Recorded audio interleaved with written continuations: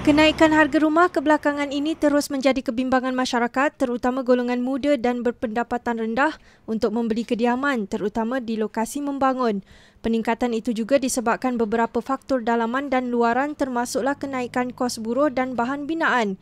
Pelbagai kajian dilakukan pihak berkenaan dalam menangani isu kenaikan harga rumah, seterusnya membantu golongan kurang berkemampuan mendapatkan rumah mampu milik. Of course, supaya rumah lebih rendah harga lah, dan juga hopefully mereka akan binakan rumah yang terutama untuk golongan yang berpendapatan rendah dan senang dimiliki lah, harga yang senang dimiliki. Patutnya ada kawalan sikit lah kan, tentang harga dia.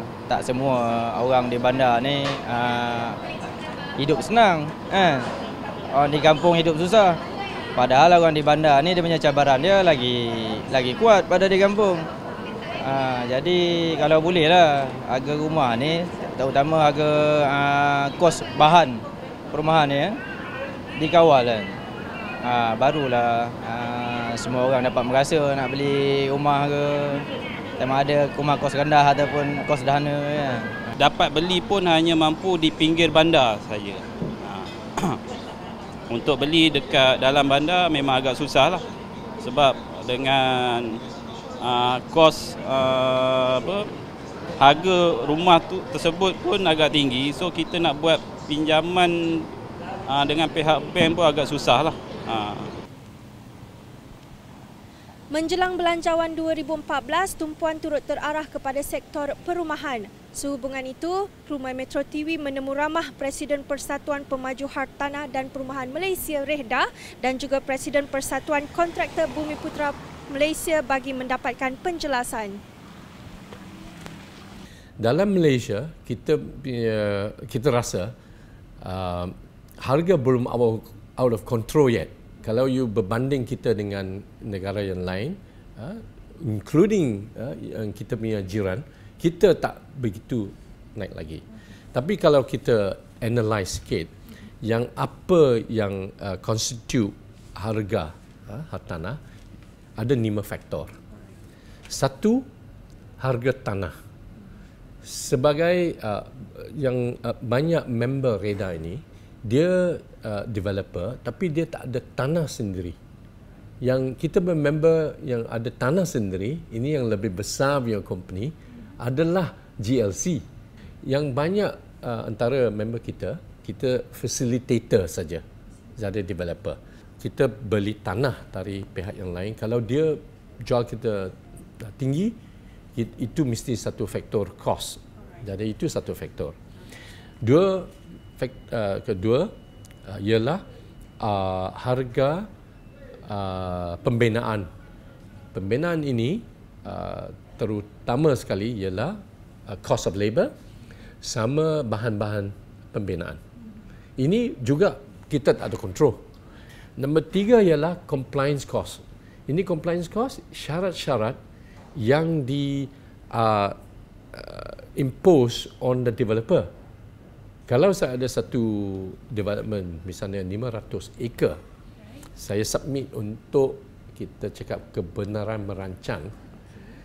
Kalau kaki tangan kerajaan dalam cakap, saya nak reserve sekolah lebih besar, saya mau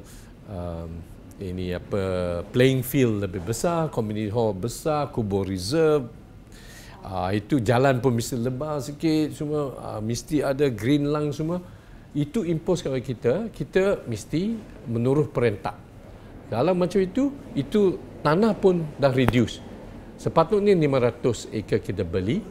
Kalau 1 acre ialah 1 juta, 500 juta kan.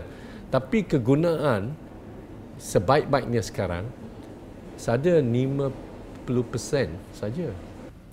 Yang 4 faktor atas harga ialah interest cost.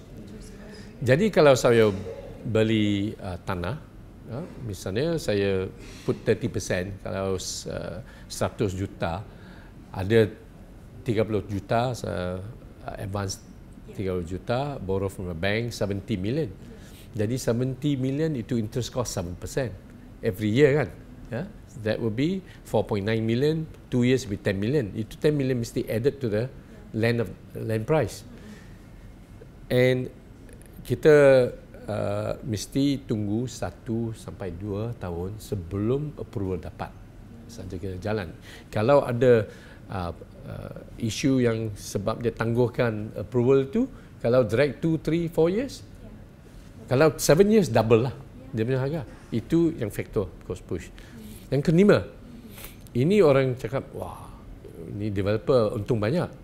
Tapi selling price kita mesti ada keuntungan because ada risk. Risiko kita pun ada advance duit semua. Kalau ada boleh jadi delay approval semua, all developers, depending on what type of development, kita punya on average at the most is 20% profit.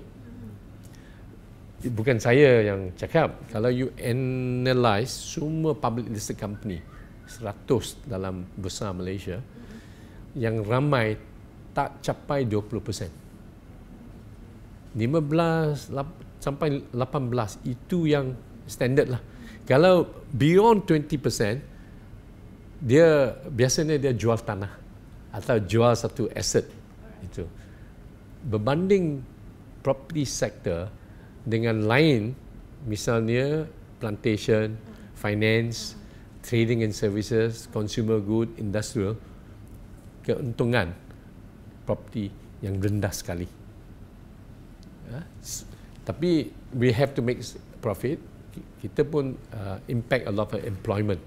Okay. Yang ini 5 faktor yang decide on the perumahan ni merupakan satu bidang di mana pemaju secara bersendirian membangunkan tu tanpa ada elemen subsidi daripada kerajaan. Kalau kita lihat hari ini dalam pembinaan perumahan ni, bukan sahaja pemaju menanggung kos pembinaan bangunan tu, tetapi yang lebih besar ialah kos infrastruktur. Itu yang sebenarnya kos besar yang masyarakat tak tahu. Masyarakat tanya, oh, harga binaan naik ke? Sebenarnya bukan binaan saja. Binaan tu yang melibatkan bangunan rumah, tapi di luar kawasan rumah tu, longkang, jalan raya, bekalan elektrik, bekalan air, kos infrastruktur itu bukan ditanggung oleh kerajaan. Ini kita kena faham. Kos tu ditanggung oleh pemaju. Jadi harga rumah ni biasanya diletakkan selepas pemaju mengenal pasti berapa kos dia. Kalau harga rumah baru, pada pandangan saya masih lagi terkawal. Maknanya pemaju masih tetap ambil kira kos berapa, kemudian markup beberapa peratus untuk keuntungan. Itu pada saya masih logik dan munasabah harga. Tetapi yang menjadi isu sekarang ni ialah apabila adanya unsur-unsur speculation. Maknanya ada pembeli yang membeli untuk tujuan bila siap jual balik, dan harga yang tu dijual mungkin lebih 20%, 30% daripada harga pemaju. Persatuan Pemaju telah membuat satu kajian penyelidikan bersama dengan Universiti Kebangsaan Malaysia. Penyelidikan kita ni ialah memang khusus untuk menyelesaikan masalah pemilikan rumah golongan muda, dan kita mencadangkan supaya diberi pilihan juga daripada orang muda, graduan muda, eksekutif muda ataupun golongan belia, daripada mereka duduk di tengah-tengah bandar, di kawasan urban, tetapi berhijrah ke suburban. Jadi perlukan projek, kita mencadangkan supaya dibangunkan satu produk di suburban area. Produk itu ialah produk yang nak menjimatkan lagi harga dia ialah dengan memperkenalkan produk kita panggil Evo Home.